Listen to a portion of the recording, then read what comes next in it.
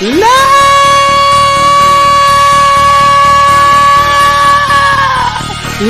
and gentlemen,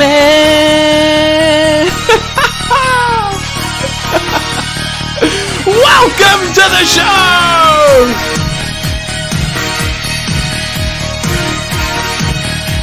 I am your host, Andrew Illy!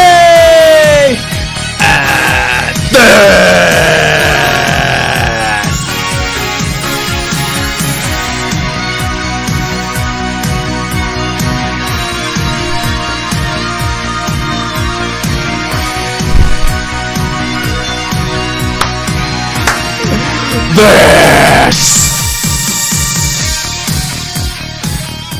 this is the ball of motherfucking truth, man. Episode 18. Thank you very much for joining me wherever you are around the world. And man, I'm in a happy mood, guys. Not because I'm baked. That too. But, man, the Blues. What a fucking win that was, man. Unbelievable. I'm so happy. Let's get stuck into it. But before we do, guys, we've got to plug the social medias, eh? You know what's coming. Instagram. Follow me on that trash. balloftruth.pod. Twitter. You all know I love my Twitter, man.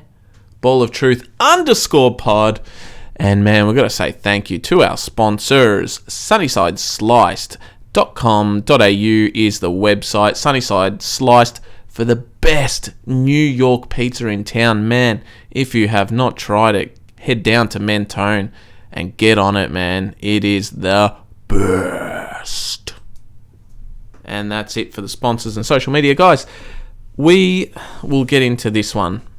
Before the game, actually, I'll go right back to Richmond last week. The Blues lost to Richmond.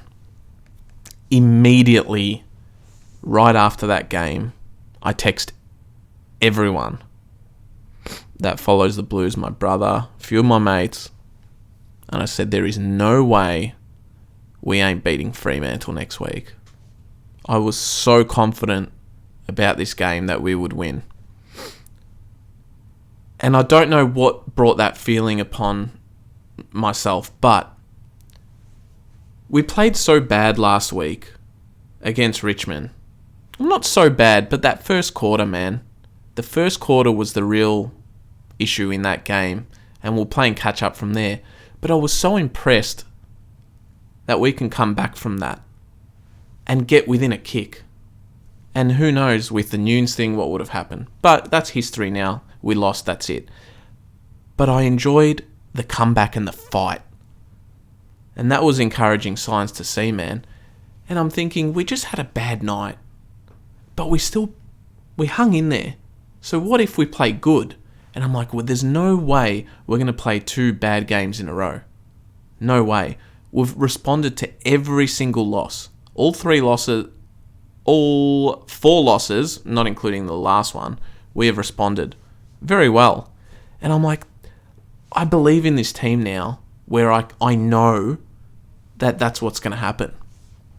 And man, I went to the game with the missus. The stadium had a buzz to it already. You could feel it in the air. Things were about to get very exciting, man. And yeah, man, let's recap the game, because I'll tell you, it was awesome, man. One of the better games of the round, actually. There was some few rippers, which we'll go through after the review. But man, I was so confident going into this one. And then the first quarter happened, and we couldn't kick a goal. And I'm like, fuck. Don't tell me it's the same shit as last week. Started doubting it a little bit. And I'm like, nah, man. Nah. Fremantle kicked the first 3 goals of the quarter, man. And we were yet to score with about 2 minutes to go. Less than 2 minutes to go in the quarter. I did not want a repeat of last week going the first quarter goalless. Because if that happens, then, alright, your chances of winning is less likely, because that builds pressure for the next quarter, getting that first goal. Lucky enough, it came with Harry Mackay, who missed a couple of chances in the first quarter, So did Charlie Curnow. But, man, we got that goal, and the energy in the stadium just went boom. We knew. The players knew. The crowd knew. Everyone in that stadium knew something big was happening now. Because that momentum just switched, and especially with the crowd. The Carlton crowd, man, and this is not being biased or anything like that, but we've been bad for like 20 years, right? But our crowd, when we're up and about and we're winning, there is nothing like it. It is Richmond-esque.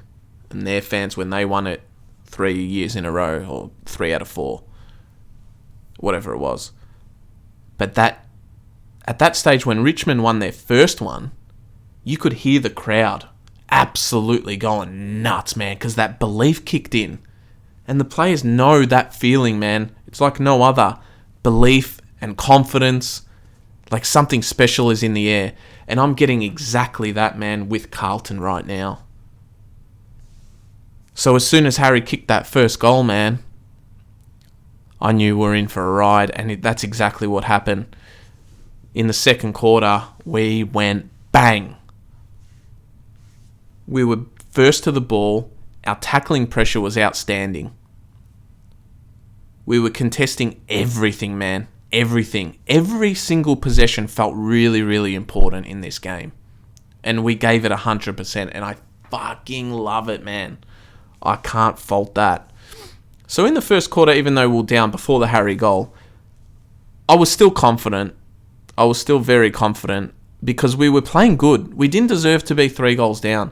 The only reason we were is from a dubious umpire non-call. Could have been a push in the back to Kemp for the first goal. But you know what? You live with that. They scored the first.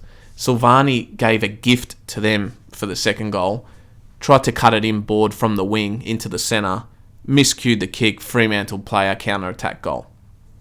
And the third one was a mark that could have been given a dropped mark, but it was good play by Fremantle. Like, they caught us on the break, and they played some really fast, quick, little, short, sharp stuff and got it straight into their 50. And that was actually a good goal by them, but the mark itself... Anyway, besides the point, man, that's what it was. We were playing very well. Our tackling pressure, like I said, we were just going in hard, harder than I've ever seen us play for a long time, actually, this game. Second quarter, we thumped them. Kicked 5-1, I believe it was.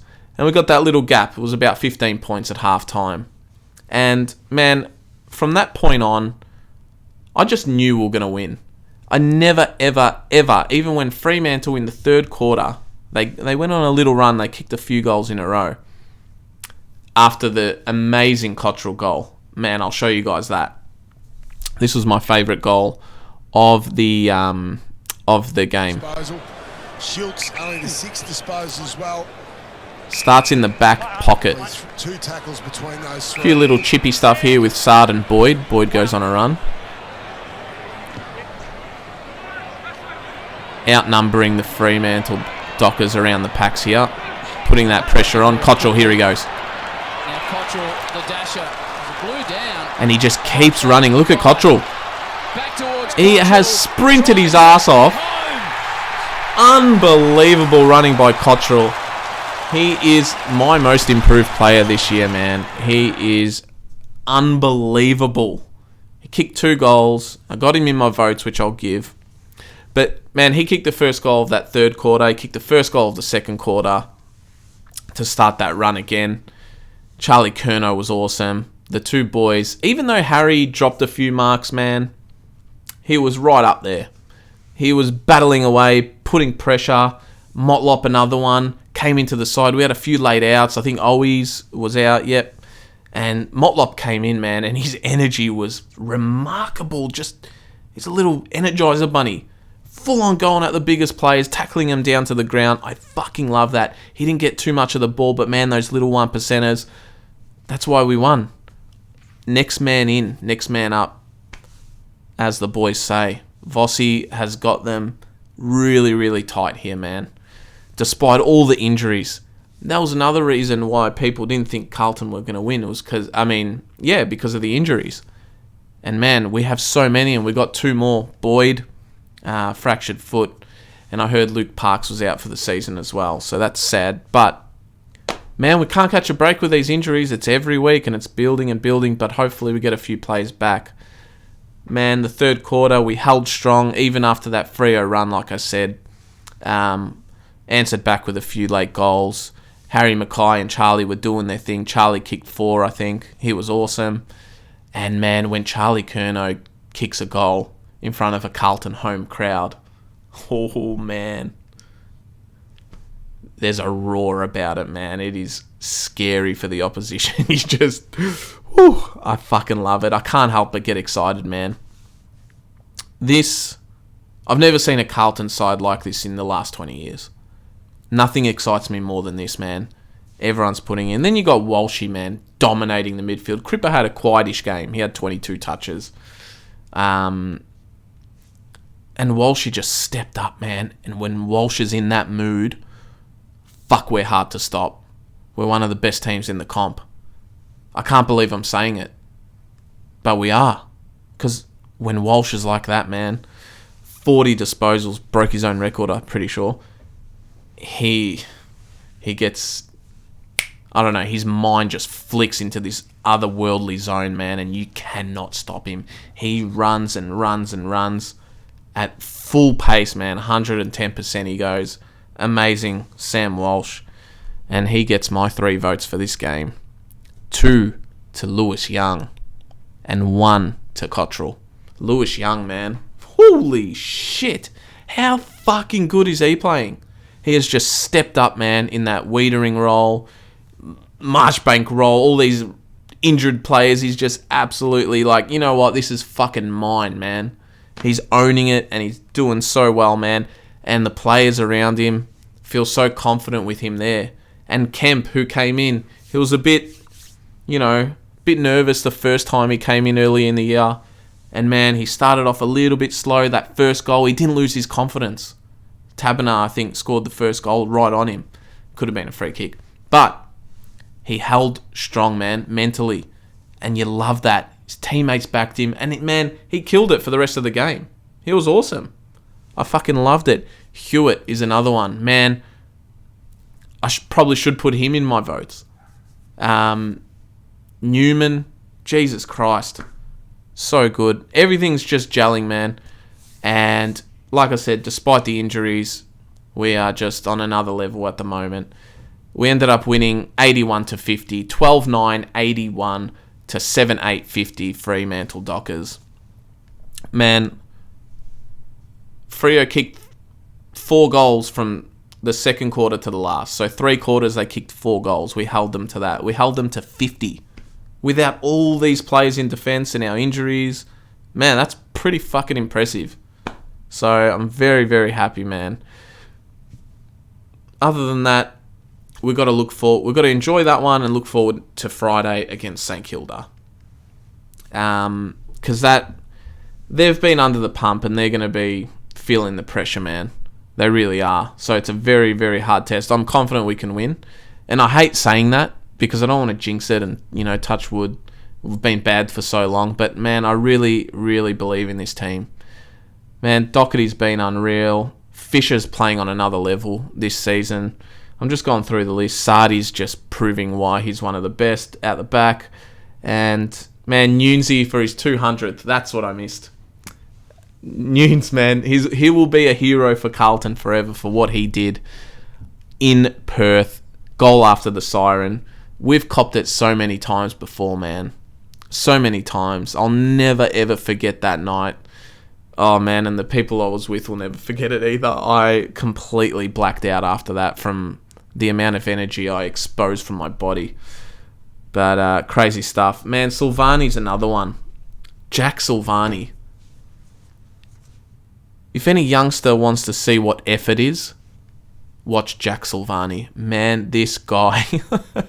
I kind of had a go at him early in the year for trying too hard. And he was exerting himself with that energy. And now he's doing it in a smart way, man. He is hunting people left, right and centre. He's pressure. He's hard at it. I fucking love Jack Silvani, man. He kicks goals. He can play in the ruck. The guy is so versatile, so important for our team, man. And he cares so much. You can tell he wants to win so bad. And all of them do, man. I can't fault any of these players. At all. At all, man. Very, very happy. Let's go to what this means on the ladder and the results for round 15. So we'll go through the results. We had Eagles beat Essendon. So Essendon had a massive win last week. And then they're straight back down to earth, man. See the Bombers fly up to win the premiership flag. Oh, no. Man, they're not flying up and they're not winning the premiership flag, let me tell you that. Shocking. Let's go back to the results. Oh, whoops. Bulldogs beat Hawks, which they get 8th spot on the ladder, as you can see on the right. Blue Bag is 1. So we stay 5th. We're 1 game off top, but our percentage means, because it's a bit low, we're 5th at the moment. Geelong in a absolute ripping game, probably one of the best games all year against the Tigers. They won by 3 points. A lot of controversy over the Tom Stewart thing, man. And Jesus Christ. We'll save that one for next week. And the Trouth will be back for that. And we're going to also cover a few segments with umpiring next episode. Sydney beat Saints. Thumped them, man. Thumped them. Crows beat North. North are shambolic. Pies are 5 in a row with a win over the Giants. And Power beat Suns in a thriller also. And, man, look at that ladder. It is so close. Crazy stuff. Melbourne showed a bit of brilliance there against Brisbane, which is the result that I'm not showing you guys because it was on Thursday. But they smashed Brisbane, man. It's such a tight year. And, man, the scary part is we can still miss finals if we go on a slump or anything like that. So every game is so crucial, man. Every game is just as important as the other. We've got to hold tight and win as much as we can to get that top 8 spot and hopefully a top 4, man. I honestly do believe, well, it's hard to say because we haven't had a full strength team all year. So who knows what we're actually capable of. But man, the things I see and my projected players coming back from injury into this team, I think we are a top 4 side, man. I think we are. But, look, I could be wrong. Let's just see how we go. 1 game at a time. Let's get to St Kilda on Friday and see how we go. But, man, I'm so excited. And every Carlton fan should be. This, I don't know, man. I can't get into it too much, but this could be the one. Who knows? There, I said it. Anyway, man. Let's just want to show you guys one thing. The top, so 2nd, 3rd, 4th, 5th, there's 4 teams there on 40 points, man. Crazy. And then you've got Sydney and Collingwood are 1 game behind all those 4 teams, and you still got Richmond and St Kilda on 32 and Bulldogs. This is one of the craziest AFL seasons ever, man. It's very, very scary. And exciting at the same time. But, man, if you're looking to make finals, fuck, you got to win every game now. And which brings me to St Kilda. Man, we just need to win. Just got to keep winning. And I'm excited. There's rumours that Jacob Wiedering might be back. I don't know what the go is with that. But that would be a handy boost. I do believe we're going to win. I think we can. St Kilda will be tough because they're under the pump, but man, yeah, looking forward to that one. I saw midweek when Nunes kicked his goal for his 200th, which was an awesome moment. All the players got around him, and man, you just love seeing that culture there. And I think B.T. on Triple M had a go at it, saying why they getting around Nunes. And I think that's absolutely moronic, man. Look at the culture. Look how happy they are for their teammates, the unselfishness, and getting happy for someone. That's what a great team is, and what it's built upon, culture. You know? So BT, shut up! Fucking loser. Anyway, I like BT. But I was like, what the hell? Why would you rip into that? It's like an awesome moment. He scored a goal on his 200th. What? I don't know. Anyway, guys, we will be back to review Carlton St Kilda on the weekend. And we'll have a big episode planned for you guys because we're going to go through a few topics, a few umpiring topics. And the Trouth will make an appearance as well. But thank you so much, guys, for joining me. If you liked the video, hit the thumbs up. Click the bell for all notifications and subscribe to the channel. Guys, click that subscribe button. Got some good things going on here. And man, till next time, I love you all. Adios. Goodbye.